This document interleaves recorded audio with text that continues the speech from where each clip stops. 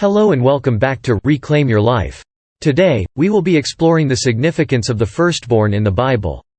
The firstborn is a concept that appears throughout the Bible, and it holds great importance both in terms of family structure and in relation to God's plan. So, let's dive in and discover more about this topic. In the Bible, the firstborn holds a special place in the family. In many cultures, the firstborn is the one who inherits the family's property and holds a leadership role in the family. This is also true in the Bible.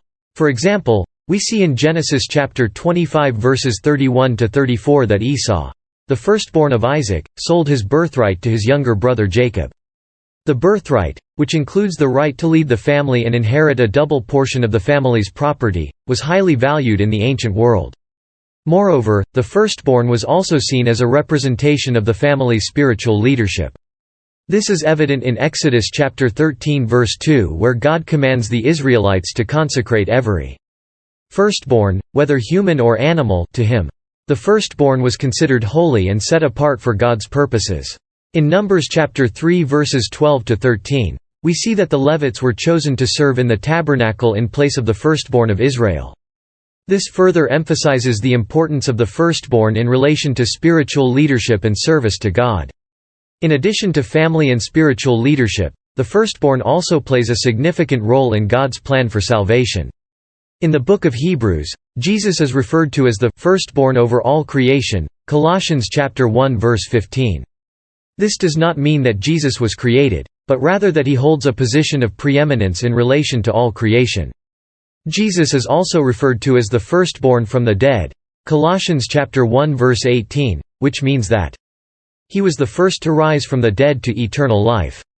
This is significant because it means that through Jesus, we too can have eternal life.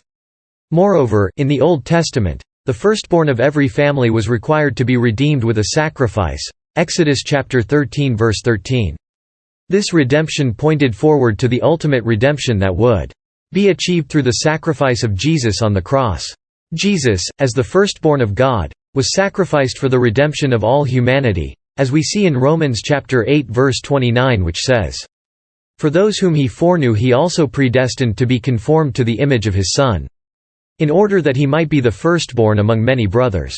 In conclusion, the firstborn plays a significant role in the Bible in terms of family structure, spiritual leadership, and God's plan for salvation. The firstborn is seen as a representation of the family's spiritual leadership and is consecrated to God for his purposes. Jesus, as the firstborn of God, holds a position of preeminence in relation to all creation and was sacrificed for the redemption of all humanity. As we continue to explore the Bible, we can gain a deeper understanding of the significance of the firstborn and its relevance to our lives today. Thank you for tuning in to Reclaim Your Life.